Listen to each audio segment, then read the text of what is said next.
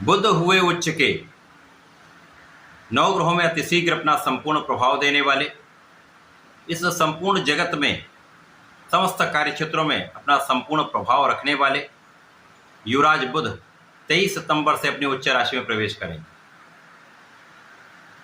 जब भी कोई ग्रह अपनी उच्च राशि में पहुंचता है, वो अपने संपूर्ण बल के साथ, संपूर्ण सामर्थ्य के साथ समस्त राशि के जातकों को कुछ विशेष लाभ देता है। अब क्योंकि बुध अपनी उच्च राशि में पहुंचेंगे, अत्यधिक बलवान होंगे, तो यहां पर कई महाराजयोगों का निर्माण होगा।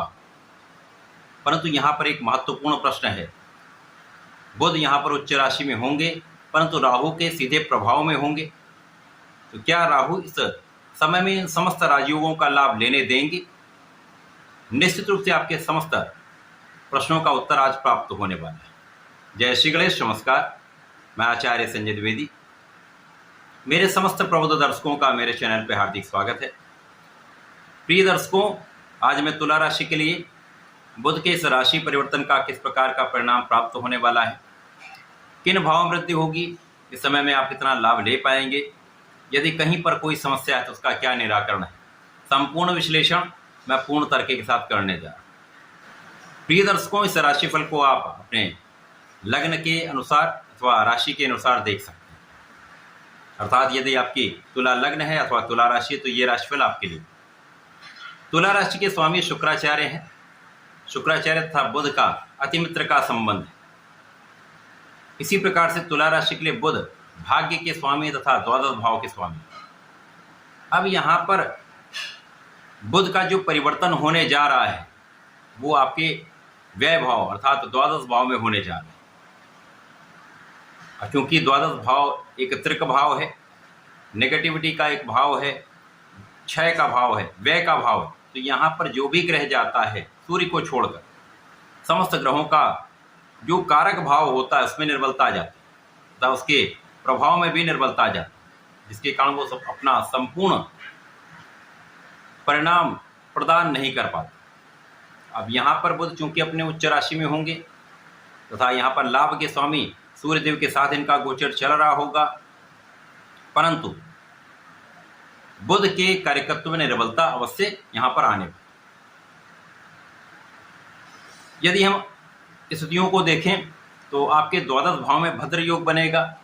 अब भद्र योग एक ऐसा पंच महापुरुष राजयोग है जो आपके ज्ञान से, आपकी बुद्धि के बल पर, आपकी वाणी के प्रभाव से, आपकी गणनाओं के प्रभाव से, आपकी कैलकुलेशन से, कला क्षेत्र के ज्ञान से, आपकी योग्यता से सर्वश्रेष्ठ लाभ प्राप्त होता है।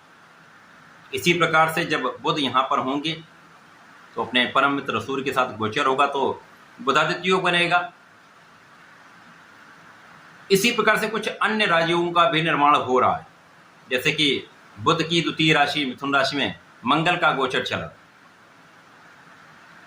अब मंगल यहाँ पर सप्तम तथा धन के स्वामी, उनका प्रभाव द्वादश भाव पर भी होगा, बुध पर भी होगा, सूर्य पर भी होगा, जिसके कारण महापराक्रमी योग बनेगा। इसी प्रकार से तुला राशि के स्वामी शुक्राचार्य की द्वितीय राशि वृषभ राशि में गुरुदेव बृहस्पति का गोचर चला। अब गुरुदेव बृहस्पति अपनी दृष्टि का प्रभाव सूर्य पर भी डालेंगे, बुध पर भी डालेंगे, जिससे कुशाग्र योग बनेगा, शासन योग बनेगा। तो कहने का अर्थ ये है कि इस समय में तुला राशि के जातकों के लिए बुध के आने के पश्चात कई महाराजयोगों का निर्माण हो रहा, परंतु ये भाव जो व्यय का भाव, ये अत्यंत निर्बल भाव, तो यहाँ पर उतना लाभ नहीं मिलेगा। परंतु राजयोग तो राजयोग है, तो कहीं ना कहीं इसका एक विशेष प्रभाव उससे प्राप्त होने वाला। इस पूरे समय में जब तक बुध यहाँ पर हैं आपको सचेत रहना होगा, मौसम के रोगों से बचना होगा, चर्म रोग से संबंधित कुछ समस्याएं अथवा एलर्जी की कुछ समस्याएं हो सकती। इसी प्रकार आंखों में कुछ एलर्जी की समस्या या कुछ विकार हो सकता है। वाणी पर पूर्ण रूप से आपको नियंत्रण रखकर बोलना चाहिए। यद्यपि सूर्य को किसी प्रकार का कोई त्रिक दोष नहीं है, परंतु यहाँ पर ध्यान रखेंगे तो आपके लिए अत्यधिक सफलता का, अत्यधिक लाभ का योग बने। अब यहाँ पर लाभ के स्वामी भाग्य के स्वामी के साथ व्यय के भाव में, यद्यपि स्वयं का भाव है परंतु यहाँ पर आपका भाग्य उतना साथ नहीं देता। आप जितना प्रयास करेंगे, आप अपनी पूर्ण क्षमता के साथ अपने कार्य में लगे रहेंगे, परंतु कहीं ना कहीं एक कमी रह जाती। इसी प्रकार से अनावश्यक कार्यों में आपका कुछ व्यय हो जाता है। कानूनी समस्याओं में आपकी संपूर्ण विजय होगी, परंतु यहाँ पर भी कुछ व्यय होने वाला। शत्रुओं पर आपकी विजय रहने वाली है। किसी बड़े रोग से आप ग्रसित नहीं होने वाले, ये सबसे अच्छी बात है। कुछ छोटे मोटे रोगों की संभावना है, परंतु कोई बड़ा रोग यहाँ पर सताने वाला नहीं। इसी प्रकार से इस समय में आपके पास धन आएगा, परंतु आप उसको बचा नहीं पाए। आय और व्यय के संतुलन में कुछ समस्या आ सकती है, अतः यहाँ पर आपके अनावश्यक व्यय पर आपको नियंत्रण करना होगा।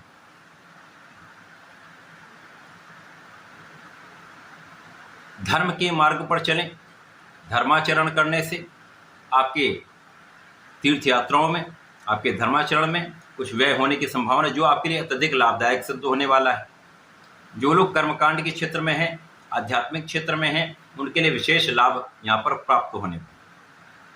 अब सर्वाधिक लाभ किनको मिलने वाला है? जो लोग विदेश में रहकर कार्य करें, जो लोग विदेश से संबंधित होकर व्यापार करें, अथवा विदेश में रहकर ही व्यापार करें, या उनका ऐसा प्रोफेशन है जो देश विदेश से संबंधित है, तो ऐसे में आपको विशिष्ट लाभ प्राप्त हो। यहाँ पर आपके ज्ञान से, आपकी बुद्धि के बल पर, आपके वाणी के प्रभाव से आपको कुछ विशिष्ट लाभ यहाँ पर प्राप्त होंगे, जिससे धन का एक अच्छा लाभ आप लेने पाए। यहाँ पर आपके अंदर ऊर्जा भी होगी, ऊर्जा का सकारात्मक प्रयोग आपको करना।